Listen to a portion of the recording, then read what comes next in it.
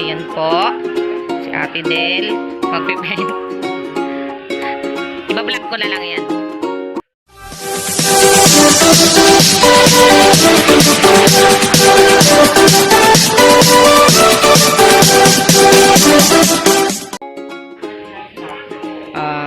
Okay na yan. Ganyan.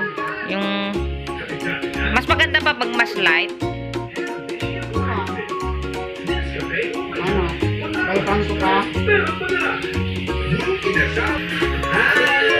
Ito po yung pinto na pipaintingan niya. So ngayon medyo madumi siya kasi gawa nga nung gumawa ng bahay. Ito po yung aking papapaintingan na door. Simpleng door lang muna siya ngayon. Abangan nyo po yung magiging resulta niya after matapos ito ng aking kapitbahay na painter. Yan, si Ate Del.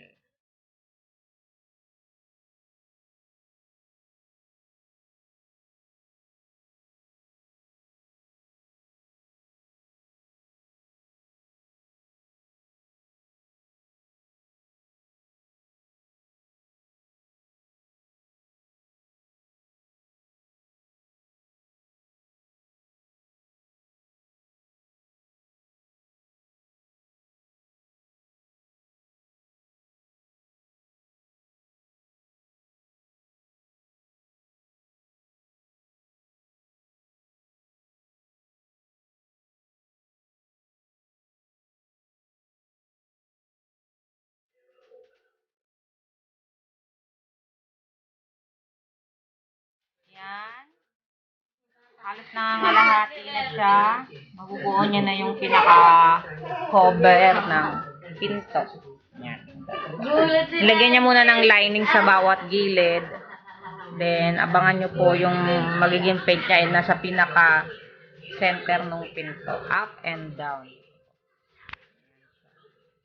Ang color po na napili ko ay color, anong tawag sa kulay na yan? Orange? Dark orange?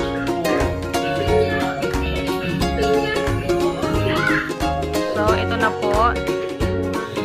Pinaka-lining o cover ng pinto na pipaintingan. Yan. Natapos na yung second coating. Maging dark orange siya. Dito sa side na to, ito yung pipaintingan. Then, ito magiging lining din siya. Ito na po yung full cover ng pinto na pipainting. Nagre-ready na siya for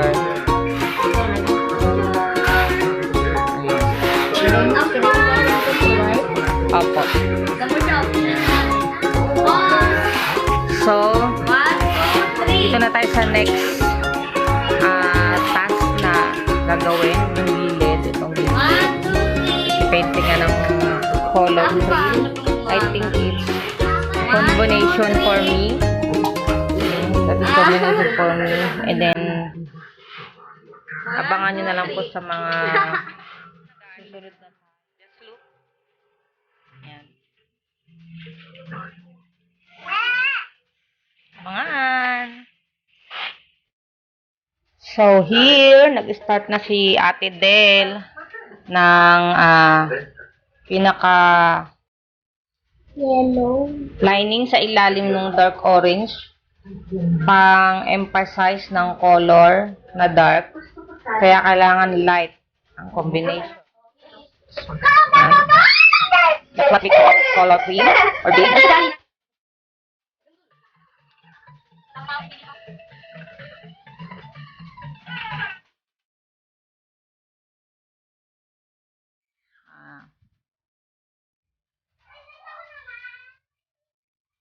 Bali, ang gagawin niya ngayon ay forest. So, huwag niyo po i-skip yung time para makita niyo siya ng mula umpisa hanggang sa finished product niya. So, ito, nag-start na nga siya. Nag-combine muna siya ng color blue and green. I think yung color blue is for cloud area or And then yung green. Bali, ganito pong magiging finished product niya. Ganito.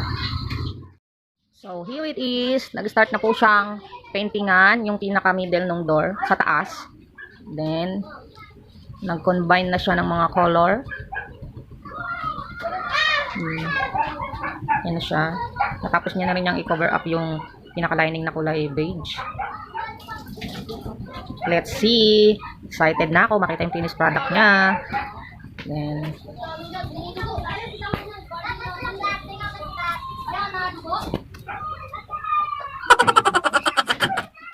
so guys, update ko lang po kayo sa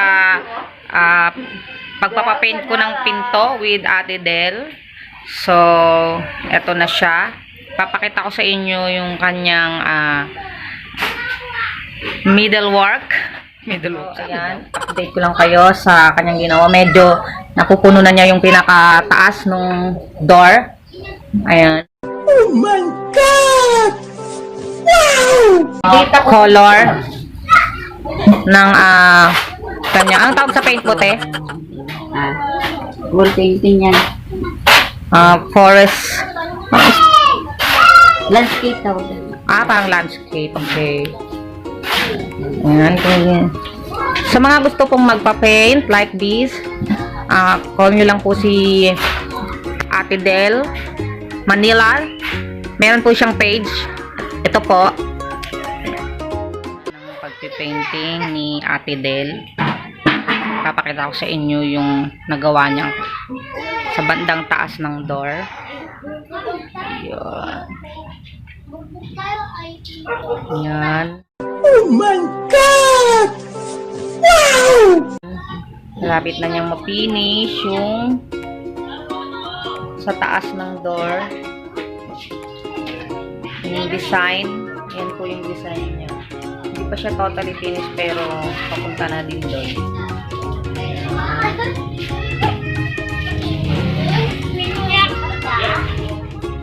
Ayan na po. Mga bits ang kanyang gawa. Ito na po. Nabuo na niya yung upper part ng door. So, ayan na ho. Mga detalye. Nakikita nyo. Ayan, nilalapit. This is part of a tree, the clouds, and the little house. There. Ayan. Ito po yung mga detalye nung pinaint sa aking door. Ayan. Nilagyan niya na ng highlights na flowers. Over there. Ayan. Kita nyo naman yung red with touch of white sa gilid. Ayan. Ito ay ayan. Then, ito naman yung sa baba. Pa-finish na rin. Ayan. They have two parrots and a green background. Wall.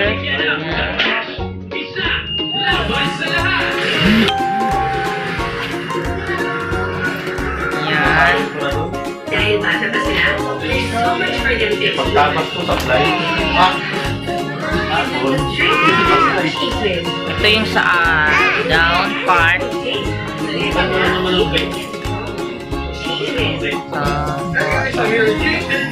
Hindi kayo hawakan mo muna sa pen. Wala na yung texture dito. Ayan. Konting retouch na lang. Malapit na siyang matapos. A refreshing new fragrance made with an essence of freshly picked flowers and fruits. 100% natural essential oils. Introducing New Downy Sweetheart. It's like bringing the garden with you all day, every day. Only 5 pesos. So we're all out the home. So, ayan na nga. Yan po ang kabuuan nung upper part nung pinintingan na door. And this and down part.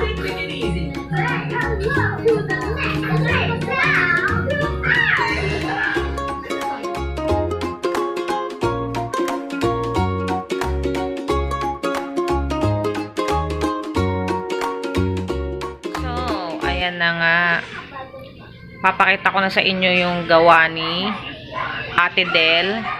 Hindi ko na ho na-videohan yung pag-finish niya dito sa aking pinto, pero ipapakita ko na ho sa inyo ng buo yung finished product, yung result ng gawa niya.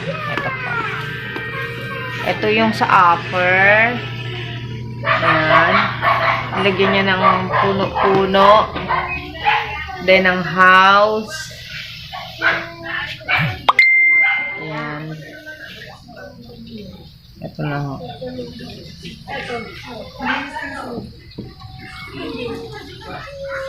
Ayan, ito na yung kabuuan ng kanyang canvas o painting. So, ito. Ipapakita ko ho sa inyo ng pahaba.